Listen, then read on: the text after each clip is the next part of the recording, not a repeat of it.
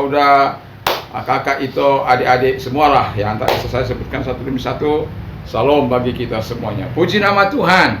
Malam ini sebelum kita tidur, baiklah kita berdoa, membaca firman Allah, mendengarkan firman Allah, supaya iman kita semakin disegarkan dari hari ke hari. Puji nama Tuhan. Firman Allah saya ambil dari Yohanes 3 ayat 16. Demikian bunyinya.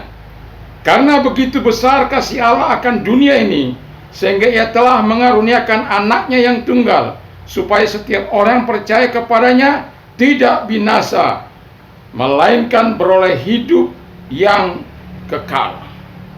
Jadi begitu besar kasih Allah akan kehidupan kita ini. Yang terbaik diberikan kepada kita.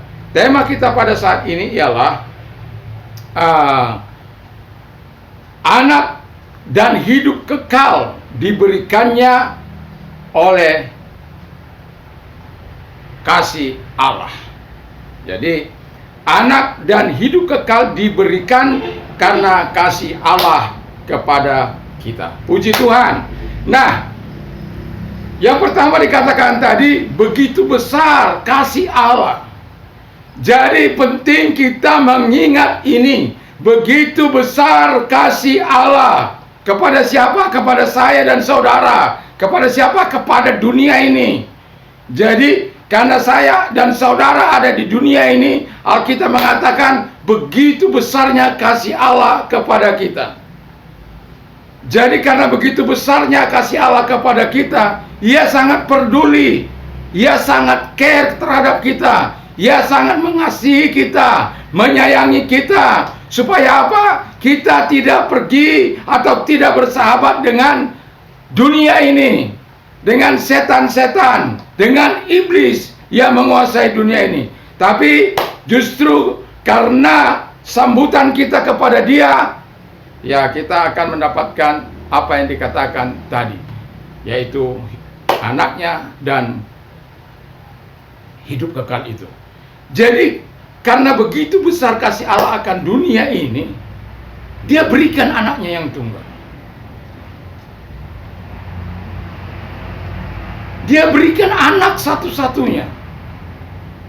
Lalu orang pernah berkata kepada saya begini, kalau Dia anak satu-satunya, katanya Tuhan, katanya Allah, gimana sih itu? Ya, surga kosong dong. Ini konsep berpikir yang salah, ya. Kalau saya menerangkan bagaimana Allah yang omnipresent itu, Allah yang maha hadir di mana saja, ya, Dia bisa hadir di Afrika pada saat waktu yang sama. Dia bisa hadir di Amerika, bisa hadir di sini, di mana saja bagi orang-orang yang membutuhkannya. Jadi itu omnipresent, omniscience, maha tahu. Jadi karena Dia maha tahu, segala apa yang dibutuhkan, kebimbangan, keraguan, Dia bisa memberikan pengertian kepada manusia. Apa yang kamu ragukan, apa yang kamu takutkan dalam hidup ini, Dia tahu. Dan Dialah yang memberikan jawaban. Dan yang paling penting diketahui adalah omnipotent. Jadi Dia Allah yang maha kuasa. Kalau Dia maha kuasa, mau 10 kah Dia, mau 5 kah Dia, nggak akan mungkin surga kosong. Makanya Yesus katakan, aku dan Bapa adalah satu. Siapa melihat aku, dia melihat Bapa. Itu secara nalar, secara logika kita nggak bisa masuk di akal. Tapi mau saya katakan, iman itu tidak harus masuk di akal. Karena harus ada lompatan iman yang mempercayai firman Allah, yang mempercayai apa yang dikatakan Alkitab. Jadi kalau itu kita miliki, maka kita tidak akan pernah meragukan bahwa Dia manusia datang, sebagai manusia datang ke bumi ini, tetapi Dia juga Tuhan, 100% Tuhan, 100% manusia. Dia lapar, dia nangis, dan lain sebagainya. Dia kerja sebagai Tuhan. Setelah Dia mati, Dia bangkit dalam tubuh kemuliaannya. Jadi karena begitu besar kasih Allah, Ia mengaruniakan anaknya yang tunggal. Luar biasa dong. Sama dengan itu Abraham itu, anaknya yang dijanjikan setelah 25 tahun menanti, lalu setelah besar diminta oleh Allah, Allah lalu mempersembahkan, Abraham lalu mempersembahkannya, tapi diganti dengan domba. Tuhan katakan, aku sudah tahu hatimu, aku tahu ketaatanmu. Jadi Allah mengaruniakan anaknya yang tunggal supaya apa? Supaya, ya mau saya katakan begini, kalau anaknya saja, surganya saja diberikan bagi kita, apalagi hal-hal yang soal lahiriah ini. Dia akan berikan itu kepada kita. Jadi apalagi yang diberikan? Yang mau saya katakan tadi, anaknya, surganya. Jadi Alkitab mengatakan, I am the way and the truth and the life, no one come unto my Father except by me. Akulah jalan dan kebenaran dan hidup. Tiada seorang sampai kepada Allah kalau tidak melalui aku. No, nor is there salvation in any other. Jadi tidak ada keselamatan di dalam siapapun juga. Tidak ada keselamatan di dalam siapapun juga. For there is no other name under heaven given among men by which we must be saved. Karena di bawah kolong langit ini tidak ada nama lain yang diberikan kepada manusia yang olehnya kita bisa diselamatkan. Nggak ada itu. Hanya Yesus. Jadi itu sebabnya Allah katakan, karena begitu besar kasihnya kepada saya dan saudara, dia berikan anaknya, dia berikan surganya. Lalu untuk menerima itu, untuk bisa menerima apa yang dikatakan itu apa? Firman Allah katakan, percaya saja. Sambut dia, yakini dia, percaya. Tidak ada syarat-syarat lain. Ya bukan berarti Anda setelah percaya lalu Anda stagnan, tidak. Tapi Anda harus bertumbuh dalam pengenalan akan dia, akan kasih karunia Tuhan itu yang begitu luar biasa. Mengapa? Dia memberikan anaknya yang tunggal. Karena kita orang berdosa, dia mati di kayu salib. Dia setia sampai mati.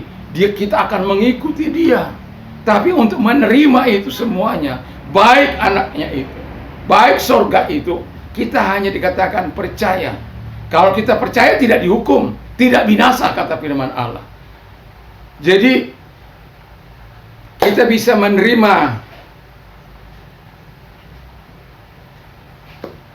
anaknya, surganya itu karena kita percaya.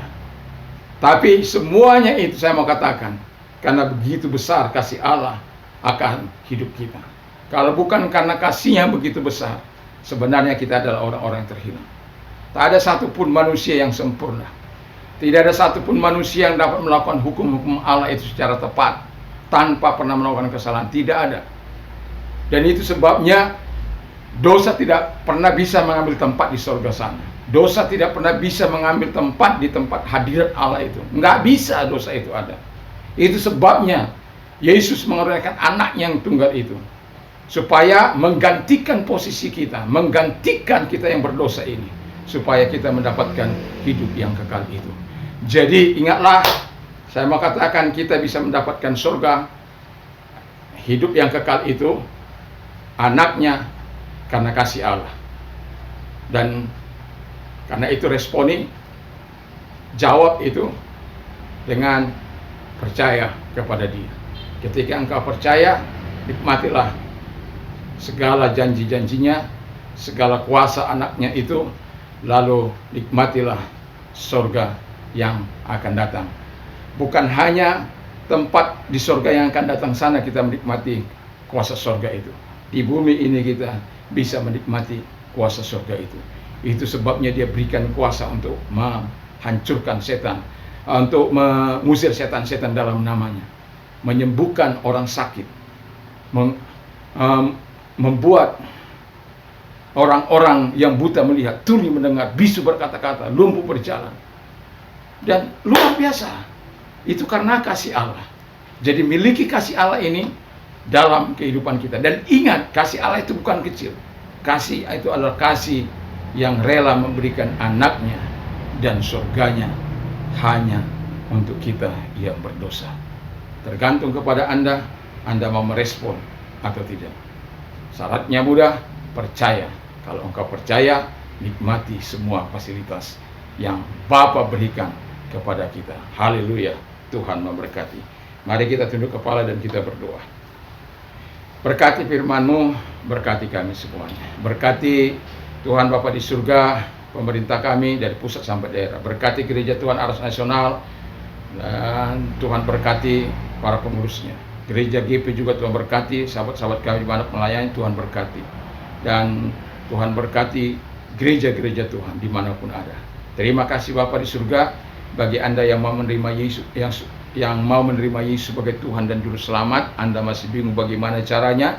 Mari, saya mau menuntun Anda, ikuti doa saya, maka Anda akan menerima Yesus sebagai Tuhan dan Juru Selamat Anda. Mari kita berdoa, ikuti doa saya. Tuhan Yesus, saya bersyukur, saya sadar saya adalah orang berdosa. Saya butuh Tuhan, saya butuh firman-Mu, kekuatan-Mu. Itu sebabnya Tuhan, saya mohon ampun kepadamu.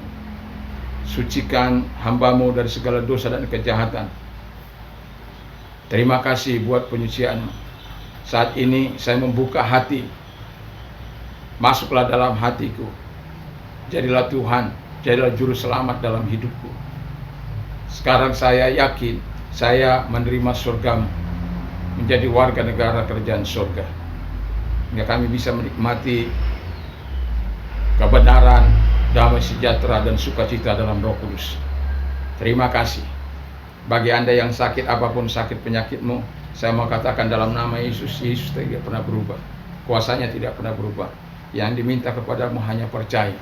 Kalau tadi pagi engkau mendengarkan bagaimana mujizat kasih karunia itu, kau berharap, ada harapan bahwa engkau disembuhkan ketika kami berdoa. Mari kita berdoa. Taruh tanganmu di tempat yang sakit. Dalam nama Yesus segala sakit penyakit yang mereka derita, kami berdoa agar engkau Allah mengangkat segala sakit penyakitnya dan menyembuhkan oleh bilur-bilur Yesus. Engkau sembuh. Dalam nama Yesus, sembuhlah engkau dari segala sakit penyakitmu. Dan juga bagi mereka yang tidak punya anak tapi rindu punya anak, dalam nama Yesus saya mau katakan, Yesus masih mampu melakukan perkara yang besar. Kakak saya divonis tidak bisa melahirkan anak, tetapi ketika dia datang merendahkan hati di hadapan Tuhan, berdoa dan berpuasa, Allah menganugerahkan 3 orang anak kepada dia. Jadi jangan khawatir tentang janji Allah. Yang dapat membuka kandungan itu hanya Tuhan. Datang kepada Tuhan, datang kepada Yesus dalam nama Yesus. Buka kandungan mereka yang tertutup Bapa di surga. Yang sperma lemah dikuatkan dalam nama Yesus, sehingga mereka menghasilkan keturunan ilahi, karena itulah tujuan pernikahan itu. Terima kasih Bapa di surga. Bagi yang buta melihat, tuli mendengar, bisu berkata-kata, lumpuh berjalan, lepra tahir dalam nama Yesus. Terima kasih Bapa di surga, terima kasih. Kami yakin dan percaya kuasa menjamah mereka satu demi satu. Kuasa menjamah mereka, menyembuhkan mereka, memberikan terbaik. Dan bagi engkau yang mengalami persoalan, angkat tanganmu di hadapan Allah. Ketika engkau angkat tangan, maka Tuhan akan turun tangan kepadamu.